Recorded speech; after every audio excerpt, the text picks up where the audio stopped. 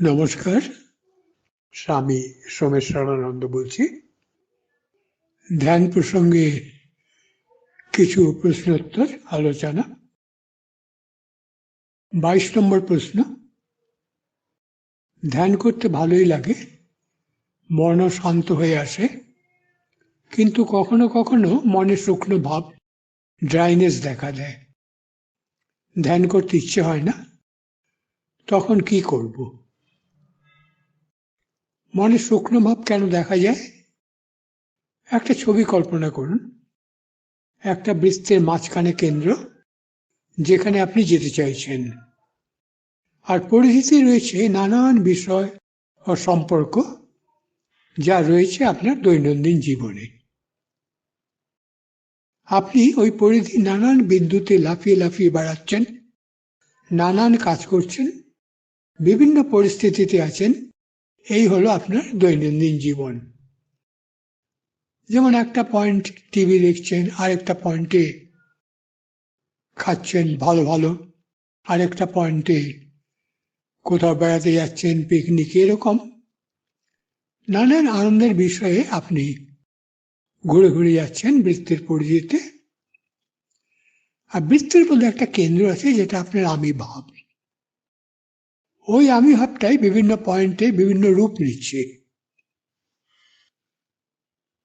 এখন আপনি ধ্যান নিয়মিতভাবে করতে লাগলেন, কেন্দ্রে যাবার চেষ্টা করে যাচ্ছেন।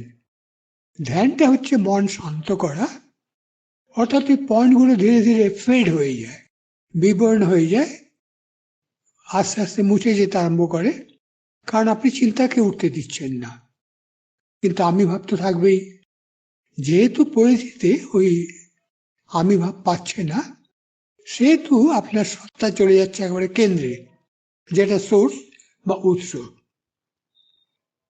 কেন্দ্রে যাবার চেষ্টা করে যাচ্ছেন, কেন্দ্রের প্রতি আপনার আকর্ষণ বাড়ছে, কারণ আপনি বলেছেন ধ্যান করতে ভালোই লাগে। অর্থাৎ ধ্যানে আপনি আনন্দ পাচ্ছেন, নানান অভিজ্ঞতার মধ্য দিয়ে যাচ্ছেন, কিন্তু এখনো আপনার মনে দুইয়েরই আকর্ষণ রয়েছে, কেন্দ্র ও পরিধির।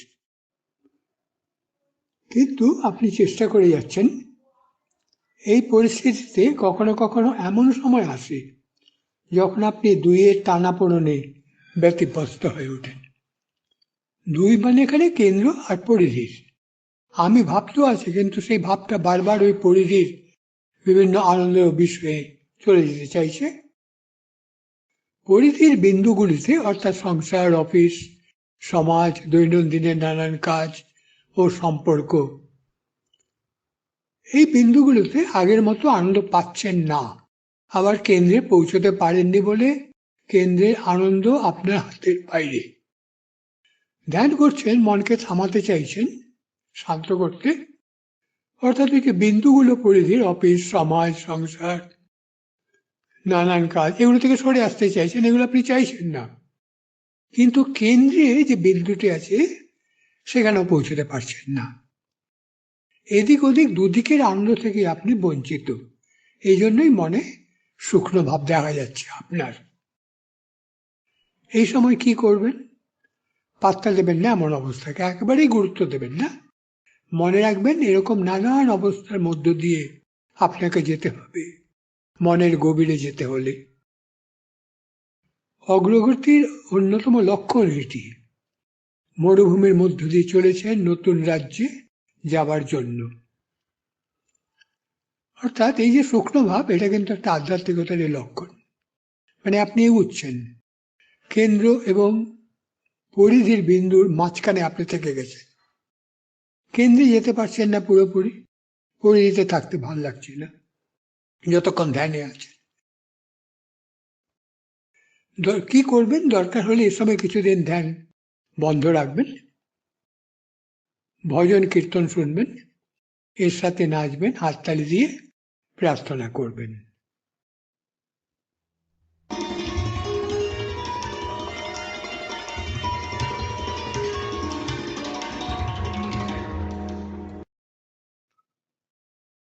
এবার 23 নম্বর প্রশ্ন।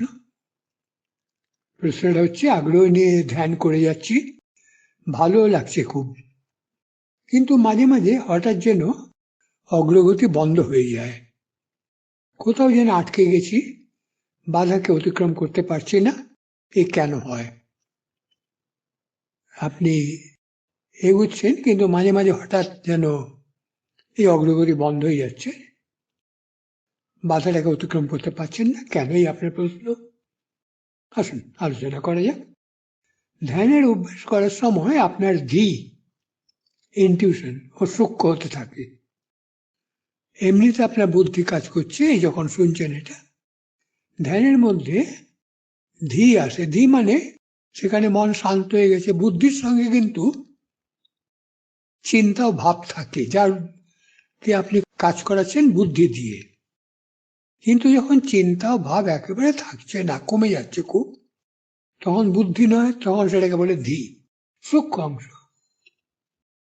এই ধী সূক্ষ্ম হতে থাকে ধ্যানের অভ্যেস করার সময়। ধ্যানে বুদ্ধি নয়, ধী কাজ করে। ধী থেকেই ধ্যান এসছে। ধী যত সূক্ষ্ম হতে থাকে, সাধক তত এগিয়ে যেতে থাকে। আপনি মনের কোনো স্তরে আটকে গেছেন, এর অর্থ পরবর্তী স্তরে যেতে পারতেন না।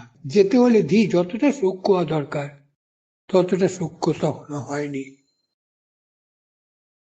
এই জন্যই এগুতে না পেরে কোথাও আটকে যান, যেন একটা দেওয়াল আপনার সামনে এসে পথ রোধ করে দাঁড়িয়েছে।